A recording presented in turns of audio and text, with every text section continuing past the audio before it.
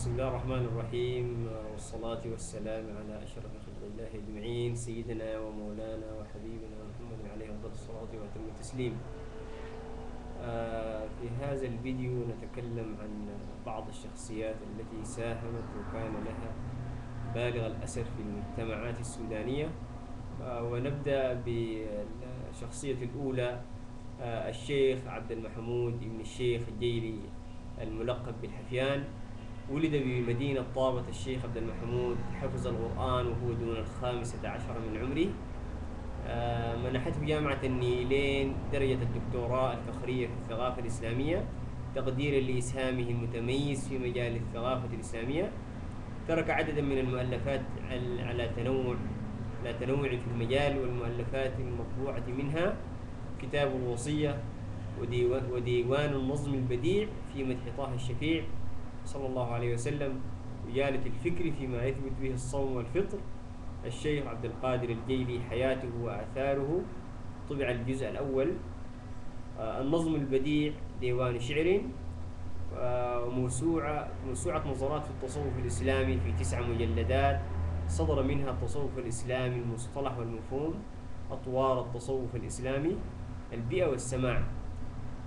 توفي الشيخ عبد المحمود الحفيان وانتقل إلى جوار ربه في يوم الجمعة 9 شعبان عام 1393 هجرية. الشخصية الثانية، الجد عمر محمد الحاج الملقب بأبو شمة، هو من قرية عديدة بعشر، ولد في القرن 19. كان رجلا صالحا كثير التصدق، حتى أنه عرف بحفير له كان يقصده القريب والبعيد للتزود بالماء. وأيضا الشيخ أحمد بيان يقيم حاليا بالحاج يوسف، برع في التفسير، وقد شهدت له 3 محاضرات كاملة في تفسير سورة الفاتحة ولا غرابة. وهو ابن العالم الرباني الشيخ بيان الذي له مؤلفه في تفسير القرآن. كان الشيخ يومه مليء بالمحاضرات بعد صلاة الفجر وبعد المغرب وغيرها. جل محاضراته عن معرفة الله وتعلق القلب به، حفظه الله ومد لنا في عمره. والأستاذ المربي نور الدائم المبارك هو أيضا من مواليد قرية عديد أبو عشر، يجيد الإنجليزية وله معرفة واسعة في علم الكيمياء، وقد اشتهر بتركيبة السفوفة وكانت تستخدم لآلام المعدة. كان كثير الاطلاع وله مكتبة ذاخرة بأمهات الكتب. يجيد الفن والرسم، كثير السفر لطلب العلم وزيارة الأخوان. شهد له أهل الجريف شرق بالعلم والصلاح. والأستاذ عبد النور هو من رجال مدينة بعشر، عرف بعلمه وصلاحه. قضى عمره بين حلقات العلم دارسا ومتعلما، ومن ثم معلما. برع في مجال الفقه وحل المسائل المعقدة. كان يقصده الكثير من العلماء والطلاب. له مسجد وصرح تعليم وحفظ القرآن، الذي يسمى معهد عبد النور بمدينة بعشر. والدكتور فضل الشريف مصطفى عليه رحمة الله، من أبناء قرية عديد بعشر، عرف بالأدب والتواضع الجم، وكان كثير الخوف من الله. تخصص في التعدين والاستكشاف في مجال البترول، وهو من أوائل الرواة في هذا المجال. نال الدكتوراه في هذا المجال من دولة روسيا.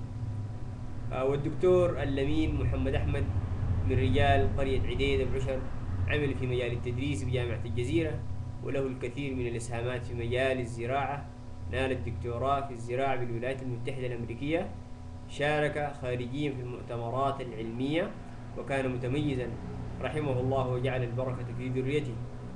والأستاذ الوالد المربي بابكر الحسن، عمل بوزارة التربية والتعليم أستاذا، ثم بعد ذلك مديرا لمدرسة ود النجوم أساس بنين. له إسهامات في إدخال الكهرباء بالمنطقة، وأيضا توصيل شبكة المياه بها. وشارك بإعادة بناء المدارس، وهو بجهد شعبي شارك فيه جميع شرائح القرية. والجد عبد الله محمد الملقب بالأكرت، وذلك نسبة لكرمه وسخائه الغير محدود.